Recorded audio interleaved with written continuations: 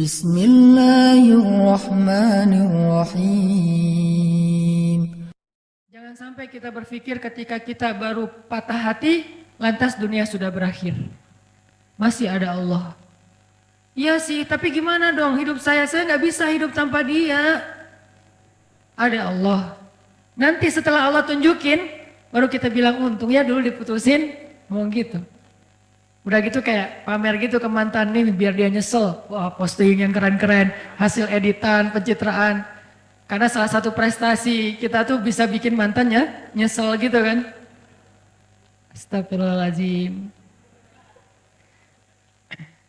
Enggak sih, dia mah gak nyesel, biasa aja.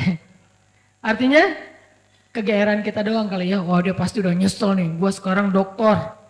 Dia udah nyesel nih, sekarang gua dokter.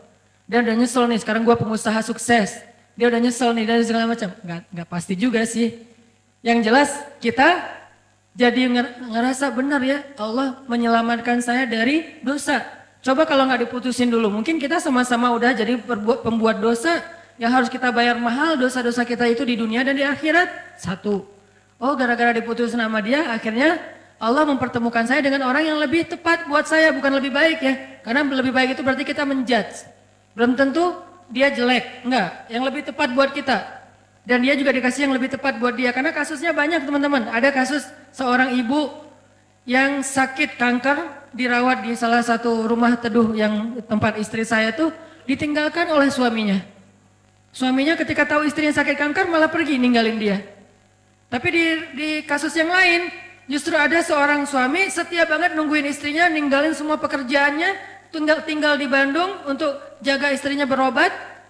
Padahal istrinya udah nggak bisa menyenangkan dia sama sekali, tapi dia setia kepada istrinya. Ini kan masalah Allah lebih tahu ya, masa depan kita bakalan kayak gimana, kasus-kasus kita bakalan kayak gimana. Bisa aja dengan pasangan yang Allah kasih sekarang, dia lebih sabar dengan proses kita dalam pekerjaan. Nggak survive, gagal lagi, bikin usaha ini rugi, bikin usaha itu rugi. Tapi dia nggak pernah ngeluh. Bukankah dia pilihan Allah buat kita? Nggak usah ngeluh, kalau gitu ujian. Artinya ada aja pasti kebaikan yang kita lihatlah sisi baiknya. Dan itu bukti kalau Allah alam yajidka yatiman fa'awa. Nah sekarang coba alam yajidka yatiman fa'awa ini kita lihat dalam kasus Nabi. Goalsnya sama, goalsnya supaya kita percaya sama ma wadda'aka rabbuka wa ma qala, itu intinya ya. Nah dalam konteks sirah Rasulullah SAW, kalau kita mau memahami alam yajidka yatiman fa'awa dengan membaca sirah, itu keren banget. Allah tuh benar banget ngomong alam yajidka yatiman fa'awa. Rasulullah lahir dalam keadaan yatim, Allah lah yang memfa'awakan Nabi. Dengan cara apa? Pertama Allah masukkan rasa cinta ke dalam hati kakeknya. Sehingga kakeknya menganggap Nabi sebagai cucu kesayangan di antara cucu-cucunya. Lalu Allah masukkan rasa cinta ke dalam hati ibundanya. Oh biasa Ustaz, banyak ibu yang gak sayang sama anaknya. Nah sekarang ibunya sayang banget sama anaknya. Aminah sayang banget kepada Muhammad SAW. Yang ketiga nih yang agak unik nih. Allah masukkan rasa cinta itu ke dalam hati ibu susunya. Halimah dari Bani Sa'di atau Sa'diyah namanya. Halimatus Sa'diyah.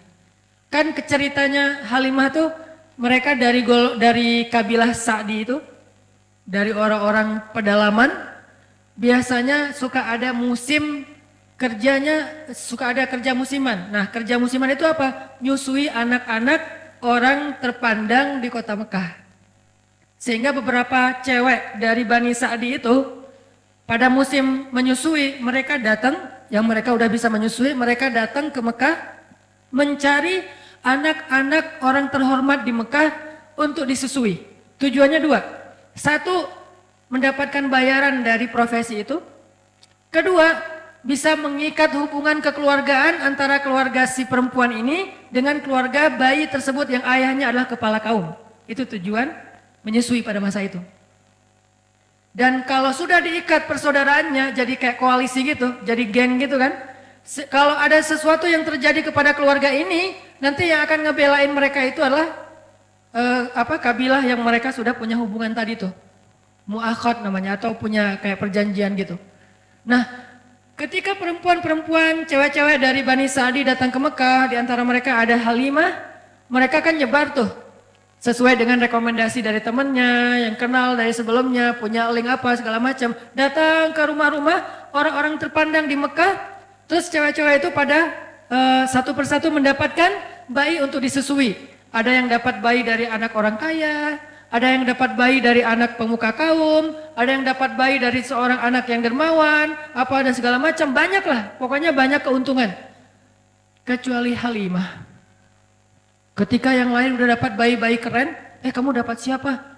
Saya dapat anak kepala suku itu. Wah, beruntung sekali kamu. Berarti keluarga kamu sekarang punya ikatan dengan suku yang paling kuat. Kan keren ya. Pertama bangga, kedua nggak ada yang berani dengan keluarga ini. Karena dia punya link kepada kabilah yang kuat. Kayak gitu berlaku dulu tuh. Terus kayak apa istilahnya ya? Zimmah. Nah, saya baru ingat. Zimmah. Jadi punya jaminan dari keluarga itu. Jadi nggak ada yang berani. Terus kalau kamu dapat siapa? Saya dapat anaknya Fulan. Wah, anak orang kaya dong, dibayar gede dong. Alhamdulillah kalau bahasa sekarang, untung. Tapi giliran Halimah ditanya, kamu dapat siapa? Muhammad. Muhammad siapa? Ayahnya udah wafat. Hah, kamu ngambil anak yatim? Terus yang bayar siapa? Gak ada. Hah, kasihan banget sih kamu gitu kan ya kalau bahasa kita ya. Halimah diantara ibu-ibu susu yang lain seolah-olah kesannya dapat yang paling tidak menguntungkan. Tapi ternyata kebalikannya. Kenapa Halimah kok memilih Muhammad di antara banyak anak bayi yang ada di Mekah? Karena begitu ngelihat Muhammad, Halimah langsung jatuh hati. Itu namanya fa'awa. Allah yang menjadikan Halimah jatuh hati kepada Rasulullah. Langsung jatuh hati. Akhirnya Halimah gak peduli anak ini yatim atau enggak, gak peduli dibayar apa enggak, gak peduli keluarganya kuat, kabilahnya atau enggak. Yang jelas saya sayang banget sama anak ini. Itu yang Allah lakukan dengan Halimah. Dipeluk oleh Halimah, bahkan Halimah memperlakukan Nabi Muhammad kecil lebih baik daripada ibu-ibu susu lain memperlakukan bayi mereka karena dibayar, karena profesional. Kalau ini bukan profesional, ini cinta. Lebih dalam daripada sekedar profesi. Dan kayak gitulah cara Allah melindungi Rasulullah. Seandainya Rasulullah punya harta waktu itu, seandainya ayah Rasulullah masih hidup waktu itu, maka Rasulullah mungkin akan dititipkan kepada ibu susu profesional. Tidak sekeren Halimah. Tapi berhubung dia nggak punya harta, berhubung dia ayahnya udah meninggal, berhubung kakeknya itu nggak bisa membayar ibu susuan, akhirnya yang muncul, yang menyusui Muhammad kecil, justru seorang perempuan paling baik di antara semua ibu-ibu susu yang ada waktu itu. Yang paling ikhlas, yang paling tulus, yang kasih sayangnya paling besar, yang paling sayang kepada Rasulullah karena nggak ada motif yang lain. Ini cara Allah tuh keren banget ya. Kalau cara kita, nah gimana nih? Kasihan anak kita nggak ada uang, kasihan anak kita nggak ada kabilahnya nggak kuat, kasihan. Itu kan cuma logika kita. Ini namanya ilmiah. Tapi ada robbaniyah, ada logika ilmiah, ada logika robbaniyah. Kalau logika robbaniyah apa? Alam yajidka yatiman fa'awa. Itulah yang kita berlakukan dalam hidup kita kadang teman-teman. Kadang-kadang kita kan pakainya logika ilmiah ya. Gimana nanti kalau sakit nggak ada jaminan?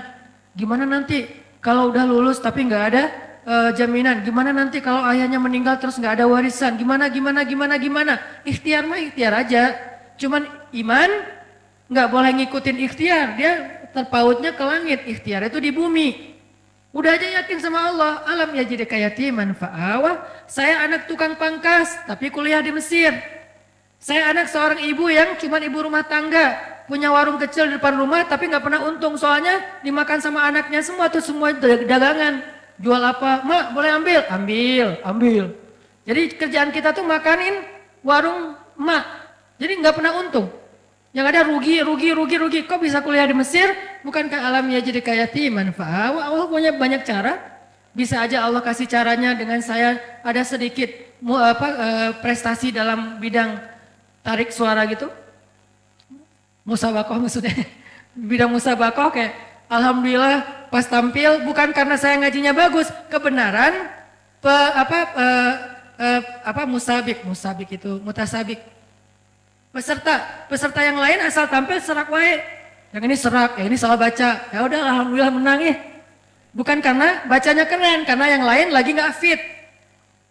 Walaupun didoain juga sih, ya Allah serak dong please. Pas ngaji, jadi agak-agak kurang ikhlas juga namanya musabaqah anak-anaknya kayak atlet gitu loh, karena semangat ya semangat, jatuh dong jatuh, wah jatuh gitu. Jadi artinya kayak tadi lah tanding Pevi ya, Pevi Sanggu tadi teh nonton sama teman-teman. Begitu yang Jepang kan pas Sanggu yang street itu, yang pas Jepangnya main, yang keempat kan bagus semua tuh. Landingnya bagus, sempurna, skornya 8,7 tinggi-tinggi gitu. Pas yang kelima, duh ya Allah jatuh beneran. Wah akhirnya kita kayak bahagia gitu kan, lawannya jatuh gitu kan, berarti Sanggu bisa naik nih. Sanggu juga jatuh. Jadi kita doa, orang Jepang juga doa, tapi sama-sama karena mungkin bukan masalah ibadah, ya Allah yang menentukan yang terbaik. Tapi ala kulihal overall sih keren, pride, barakallah buat Sanggu dan Pevi streaming. Mudah-mudahan tetap semangat. Oke, balik lagi intermezzo. Teman-teman, jadi Allah memilihkan untuk seorang Muhammad kecil, ibu susuan terbaik justru dengan cara apa? Gak punya modal, gak punya pengaruh, akhirnya dapatlah gak punya ayah, malah dapat ibu susuan terbaik. Kalau masih ada ayahnya, kalau ada modalnya, kalau punya pengaruh, pasti yang dapat itu ibu susuan yang ada maunya.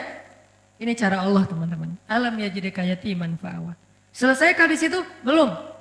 Selesai era susuan, bahkan Allah memilih untuk Nabi itu tempat beliau tumbuh dan belajar bahasa adalah tempat kabilah yang paling baik.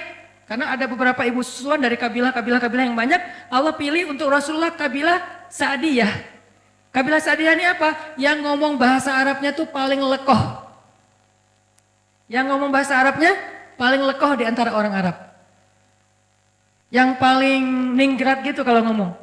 Saya pernah jalan sekali ke New Zealand, belum pernah ke London sih, jadi tahu Britishnya lewat New Zealand. Kalau ke Singapura kan beberapa kali lah ya, bukan karena banyak duit, bukan, karena transit. Ke Singapura beberapa kali lah ya, dengar scene English kan beda banget ya. Dengar scene English tuh kayak nggak pakai aturan, nggak pakai grammar, nggak pakai apa, nggak ada lekoh-lekohnya, apa gitu, santai ngomongnya. Tapi terus ada bahasa Inggrisnya American lah, orang Amerika yang slang kayak gitu-gitu. Begitu dengan anak-anak New Zealand kecil-kecil gitu, 4 tahun, 5 tahun ngomong bahasa British, itu lekoh banget, ningrat banget, jadi kayak nonton Harry Potter gitu. Dengerin aja mereka ngomong lekoh kayak gitu, kok bisa ya lidahnya gitu ya? Ngomongnya gimana sih? Itu anak Indonesia banget loh, wajahnya etnik banget, mukanya Indonesia banget, gak bisa ditipu. Tapi pas dia ngomong, itu udah kayak nonton dengerin Harry Potter. Lekoh banget. Ngomongnya, what-nya aja tuh gimana gitu. Ngomong no-nya aja kayak dibuat-buat gitu. Tapi kalau kita jadi lucu ya, kalau mereka keren. Nah Rasulullah tinggal di sebuah kabilah yang ngomong Arabnya tuh paling British. Dalam analogi kita ya, yang ngomong Arabnya bukan sin English, bukan sin Arabic, tapi Britishnya Arabic. Yang paling lekoh, yang paling ningrat, yang diksinya itu yang paling tinggi, sehingga Nabi tumbuh dengan bahasa yang seperti itu di Bani Sa'diyah. Ini skenario dari Allah. Wa wajadaka alam yajidaka yatiman fa'awa. Kalau sekolah kayak gitu mahal. Sekolah Arabik yang British banget mahal tuh.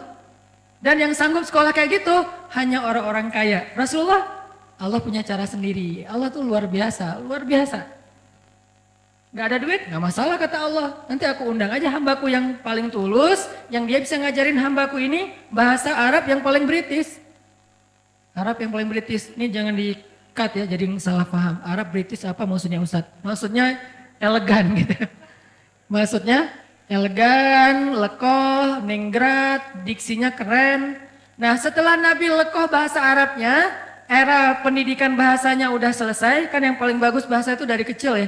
Karena anak kecil cepat menyerap bahasa, baru nanti dia kayak anak saya orang Aceh, istri orang Jawa, tinggal di Bandung. Tapi kalau ngomong bahasa di rumah dia yang paling nyunda, karena teman-temannya anak-anak Bandung gitu. Jadi kalau dia ngomong Aisyah, Maryam tuh kalau ngomong sama saya malah kadang-kadang sering nanyanya ke Aisyah, Aisyah ini artinya apa sih? Aisyah yang ngajarin, kenapa? Karena dia tumbuhnya di Bandung. Kalau dia tumbuhnya di Aceh, dia bakalan bahasa Aceh. Kalau dia tumbuhnya di Surabaya, dia bakalan bahasa Surabaya. Nah, masing-masing dikasih lingkungannya. Nah, Rasul tumbuhnya di Bani Sa'di, bahasanya paling bagus. Udah selesai? Belum. Nanti ada era lagi, kedua, setelah masanya Abdul Muthalib, Aminah, Halimah, nanti ada era kedua. Awalnya dinaungi atau dipelihara oleh pamannya Abu Thalib. Ini era periode kedua. Dan ini juga luar biasa. Abu Thalib punya banyak anak, tapi yang paling disayang justru ponakannya.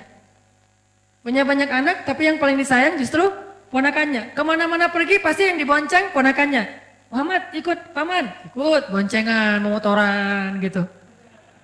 Motornya keledai, onta, kuda.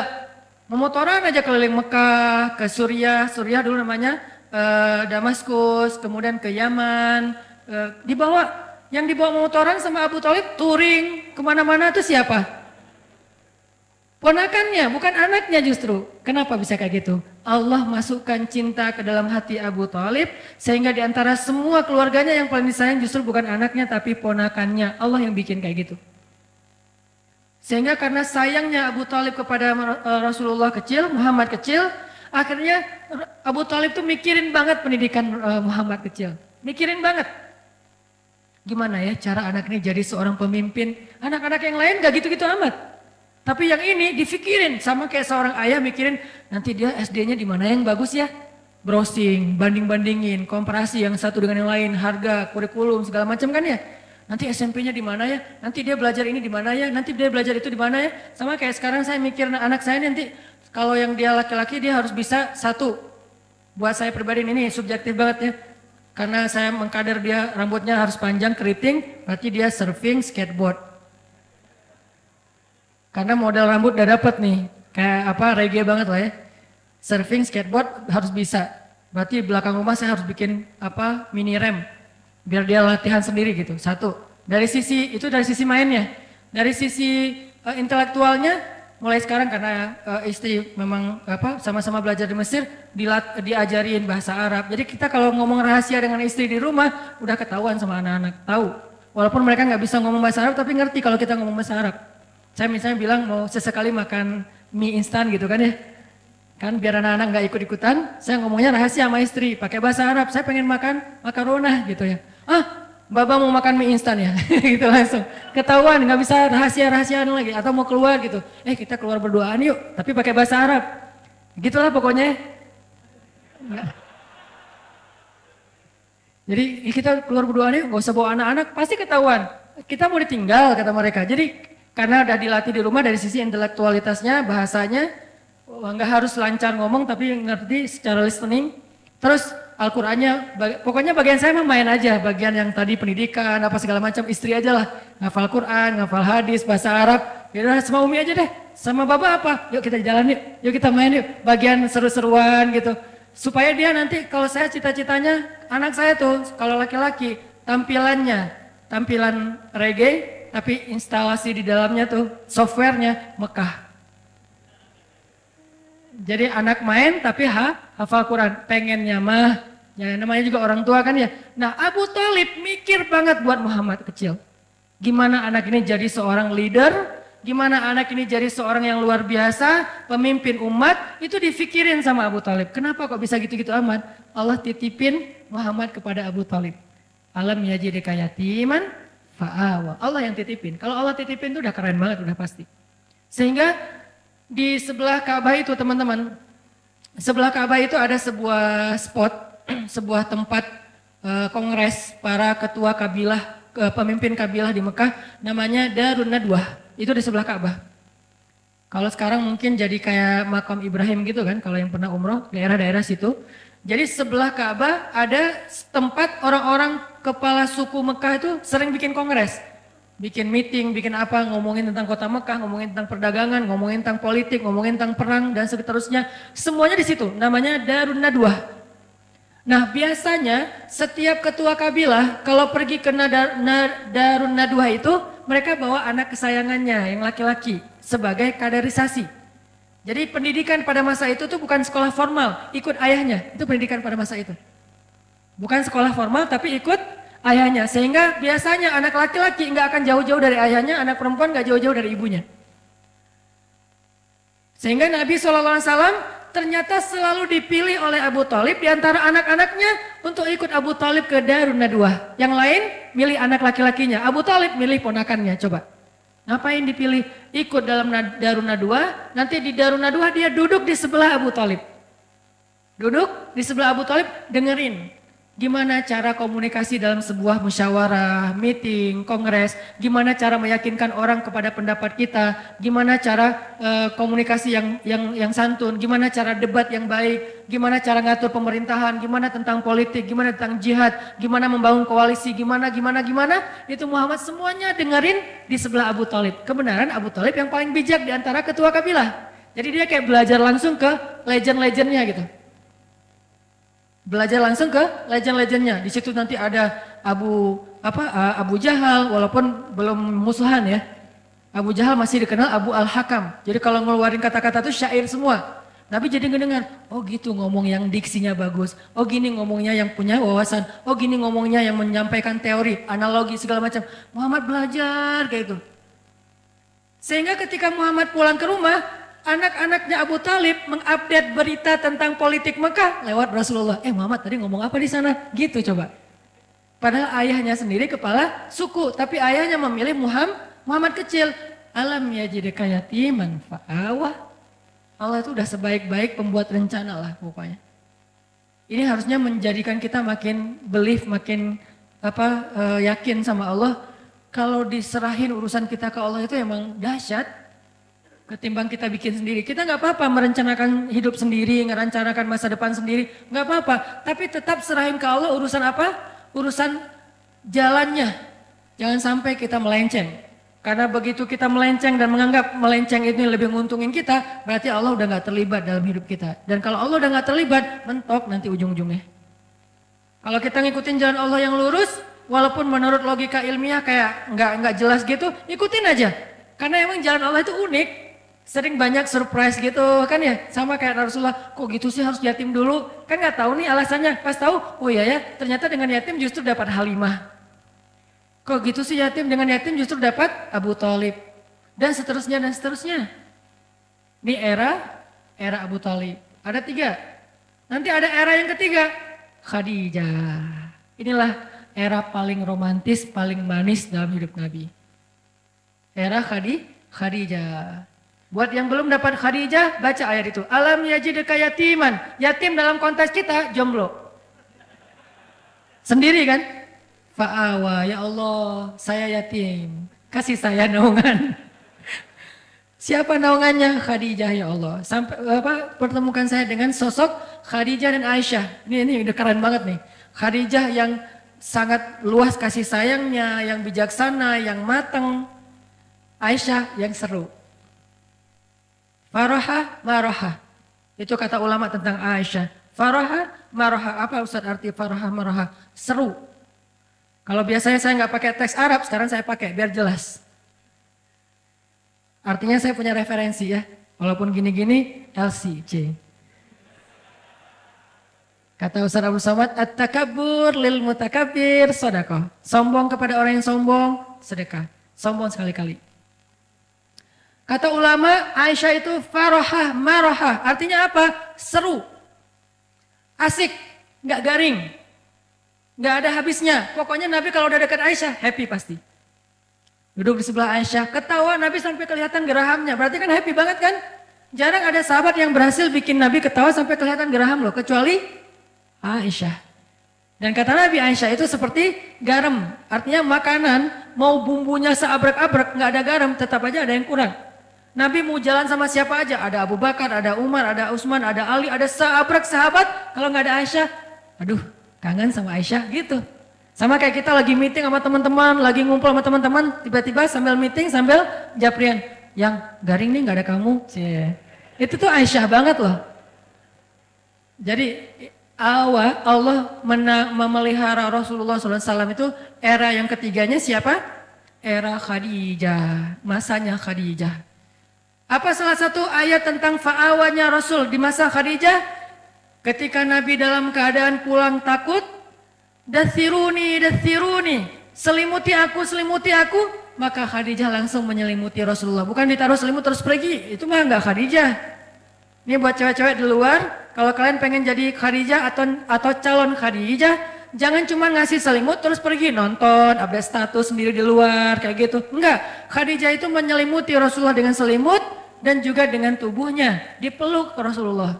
Sehingga dikatakan oleh ulama, Khadijah adalah salah satu perempuan yang di dalam pelukannya lah Nabi mendapatkan wahyu. Salah satu perempuan selain Aisyah yang di dalam pelukannya Nabi mendapatkan wahyu. Wahyunya mana? Ya ayyuhal muddathir. Itu Khadijah lagi meluk Rasul. Pelukan Khadijah sakinah buat Rasulullah SAW. Makanya saya sering bilang sakinah itu cuma ada 2 tempat. Duduk dalam majelis ilmu dan dipeluk oleh istri yang halal. Pacar halal maksudnya. Istri udah pasti halal mah ya. Pacar halal. Kalau nggak ada pacar halal, duduk dalam majelis ilmu. Kalau dua-duanya enggak, berarti nggak sakinah hidupnya. Kalau dua-duanya iya, wah itu mah sakinah banget. Alhamdulillah. Tenang duduk di masjid, sakinah, pulang ke rumah, sakinah. Sesekali doang turbulence. Tapi seringnya stabil. Turbulence biasa lah. Rasulullah juga pernah turbulence dengan Aisyah. Ketika Aisyah cemburu kan wajar lah ya. Tapi Khadijah memeluk Rasulullah. Itulah fa'awanya Rasul yang ketiga. Terus pulang dalam keadaan sedih karena diomongin, dibully, dihead sama orang-orang Mekah. Pulang zammiluni, zammiluni, zammiluni, zammiluni. Dipeluk lagi sama Khadijah. Ya ayyuhal muzammil. 2 kali adegan dipeluk sama Khadijah dan turun wahyu dalam pelukan Khadijah. Ini artinya teman-teman, benarlah Allah alam yajidka yatiman fa'awa, dan itu artinya ma wadda'aka rabbuka wa ma qala. Sekarang kita bandingkan dengan Nabi Musa di surat Al-Qasas. Nanti teman-teman baca sendiri karena nggak cukup waktu buat kita baca sekarang, nanti baca sendiri. Di surat Al-Qasas di halaman keduanya paling atas tuh 1 halaman Allah mengisahkan bagaimana seorang Musa yatim, bukan yatim dalam arti nggak punya ayah ya, yatim dalam arti sendiri dihanyutkan ke Sungai Nil. Kan Allah mengilhamkan kepada Ibu Musa yang tadi juga ada di surat Toha yang tadi dibacain pas sholat Isya. Nah, bagaimana ketika Allah menyuruh Ibu Musa menghanyutkan Musa ke Sungai Nil sendiri? Bukan berdua dengan ibunya di dalam peti gitu. Gak tega ninggalin anak sendiri, ya udah saya peluk aja berdua yuk nak hanyut gitu. Enggak, hanyutnya sendiri. Ibunya cuma ngelihat dari kejauhan sampai hilang dari pandangan ibunya. Tetehnya ngikutin semampunya. Kan Musa juga punya teteh ya. Tetehnya ngikutin mana adek. Begitu hanyut, tujuan hanyutnya buat apa? Tujuan dihanyutkan menghindari dari Fir'aun kan itu kan ya, niat manusia. Tapi Allah punya cara kan? Kita punya keinginan, Allah punya keinginan. Dan keinginan Allah tidak mungkin ditolak. Dihanyutkan di Sungai Nil menjauh dari Fir'aun.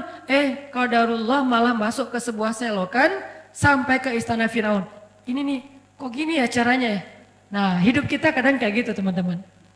Gak mau sama dia, amit-amit sama dia. Dia juga yang jadi akhirnya sama kita. Hati-hati ya. Ini salah satunya nih. Gitu banget. Ya Allah, please jangan dia. Please jangan dia. 4 kali, please jangan dia. Saya cuma sekali aja, ya Allah please dia aja. Jadi, kenapa? Ya Allah, bukankah engkau yang mempertemukan Musa dengan Fir'aun? Bukankah engkau yang menitipkan Musa kepada istri Fir'aun? Maka titipkanlah aku ke dia.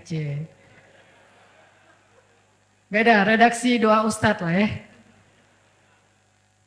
Kita kalau doa ke Allah itu kadang-kadang boleh memakai sejarah teman-teman.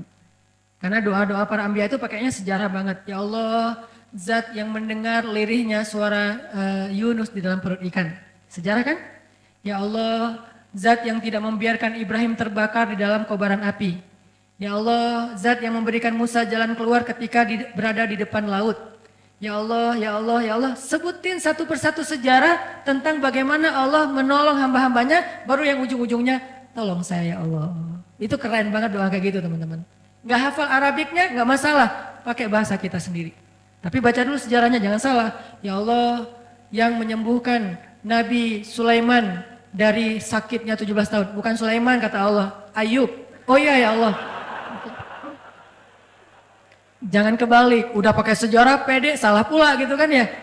Tapi nggak apa-apa sih, Allah maha pengertian lah sama kita ya. Arti pengertian apa? Bahasa Arabnya Raufun. Allah tuh maha pengertian banget sama kita. Tapi jangan disengaja. Ya Allah, yang mendengar suara lirihnya Nabi Isa di dalam perut ikan. Kapan Nabi Isa dimakan ikan ya?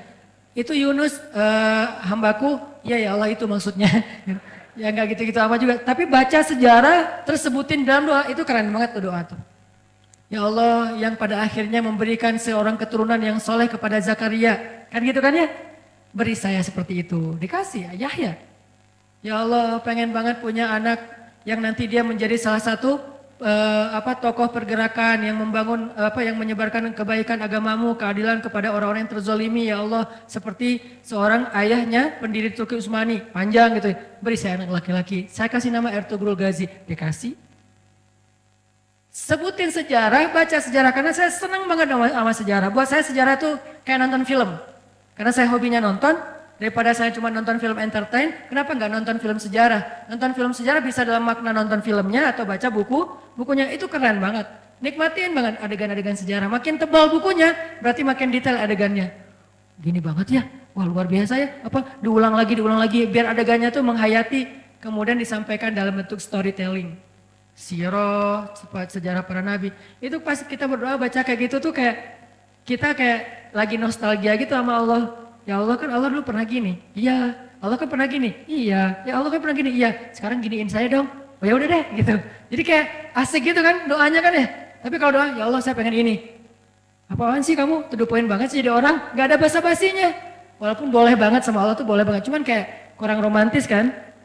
Sama pasangan kita kalau mau minta sesuatu kan, yang kan kamu baik sama aku, kan dulu kamu gini-gini, kan dulu panjang, nih udah ada maunya nih kalau kayak gini kan suka gitu kan kalau kita ya, iya aku mau gini nih, ya udah deh, karena udah dipuji-puji dari tadi tuh jadi kayak gimana gitu, ya udah sayang kasihan. Allah tuh bukan mau dipuji, bukan harus dibeli dengan kata-kata gombal, bukan. Allah berhak mendapatkan itu. Kalau manusia aja kita gituin, Allah lebih berhak mendapatkan itu. Bukan karena Allah pengen digituin, tapi Allah yang paling berhak mendapatkan semua gituin. Maksudnya semua pujian kita gitu. Itu teman-teman. Jadi balik ke Musa, akhirnya hanyut ke sewakan, masuk ke tempat pemandian keluarga besar Firaun ditemukan. Intinya ada kalimat yang tadi saya baca di surat Toha, ini kata kuncinya. Wa alqaitu ilaika mahabbatan minni walitusna'a ala aini. Itu kata kuncinya. Ketika ditemukan oleh keluarga Firaun, diberikan kepada istrinya Firaun, qadarullah istrinya Firaun belum punya anak. Itu skenario Allah.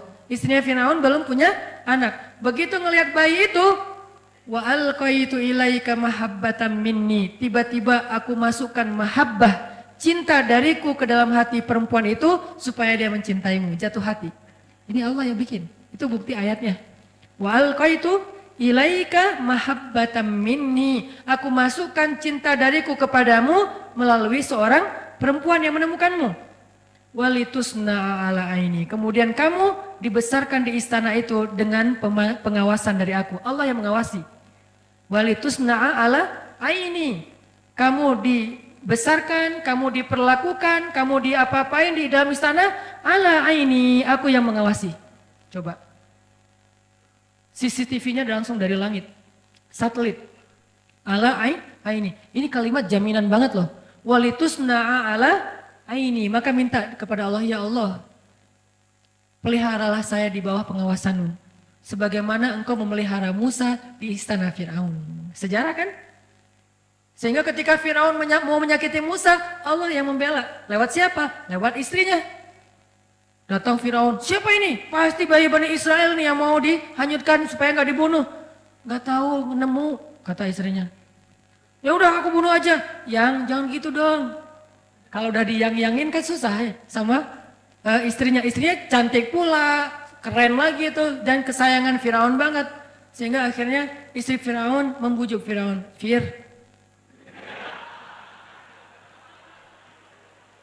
kata istrinya, qurratu ainin li walak. Bahasa Al-Qasasnya qurratu ainin li walak. Anak ini nyenengin banget loh, kan aku gak punya anak, aku gak nyalahin kamu kok. Tapi ternyata Tuhan mengasihi kita, memberi kita gantinya ini anak qurratu ainun li walak, nyenengin banget. Kamu seneng kan ngeliat dia? Enggak, qurratu ainin lak laisa li. Kamu, saya enggak. Kamu udah cinta sama dia, saya enggak, biasa aja. Ya udah enggak apa-apa, yang penting kan kamu seneng kan kalau aku seneng? Iya sih, ya udah. Beres. Ini cara Allah, walitusna'a ala aini. Kamu dibesarkan di situ dengan pengawasanku. Aku yang ngebelain kamu, aku yang menjaga kamu. Kalau kamu mau dicelakai oleh Firaun pas hari mau disembelih hidup-hidup, akhirnya aku kasih ide kepada istrimu, istri Firaun, supaya menjaga kamu dengan cara dikasih pilihan. Pokoknya singkat cerita kayak gitulah, panjang kalau diceritain. Intinya akhirnya Musa selamat. Nanti masih ada adegan wa wajadaka ailan fa'aghna. Lapar kan Musa? Tiba-tiba bikin audisi menyusui. Mirip dengan Rasulullah, cuman nggak pakai audisi kalau Rasulullah. Ini mirip banget nih ceritanya. Rasulullah cari ibu susu, Musa juga nyari ibu susu. Bedanya ibu susunya Musa, ibunya sendiri. Ibu susunya Rasulullah perempuan soleha juga. Cuman beda kasus, beda model. Intinya wa wajadaka ailan fa'aghna. Itu teman-teman. Insyaallah ternyata baru dapat satu ayat. Alam yajidka yatiman fa'awa. Itulah tafsir teman-teman. Itulah yang kita pelajari di Mesir, di Al-Azhar. Satu ayat, itu kalau mau dibedah lebih dalam lagi mungkin banyak komparatif dengan surat-surat yang lain akan lebih panjang. Tapi intinya sih bukan mau pamer ayat, pamer wawasan, bukan. Intinya adalah harusnya semua wawasan yang kita dengar tadi membangun iman di hati kita. Liyazdadu imanan ma'imanihim. Bertambahnya keyakinan di dalam hati kita tentang apa? Tentang Allah, ma wadda'aka rabbuka wa ma qala. Allah tuh gak pernah ninggalin kamu, gak pernah benci sama kamu. Insyaallah next week kita akan bahas wa wajadaka dhallan fahada. Masih panjang surat Ad-Duha. Gak apa-apa ya lama-lama di surat Ad-Duha, yang penting mendalam dan setiap ayatnya bisa jadi booster buat kita. Gak usah terburu-buru. Sehingga kita bisa jadikan Al-Quran syifa lima fis sudur, obat hati kita, rahmatan, menjadi kebaikan buat kita insya Allah.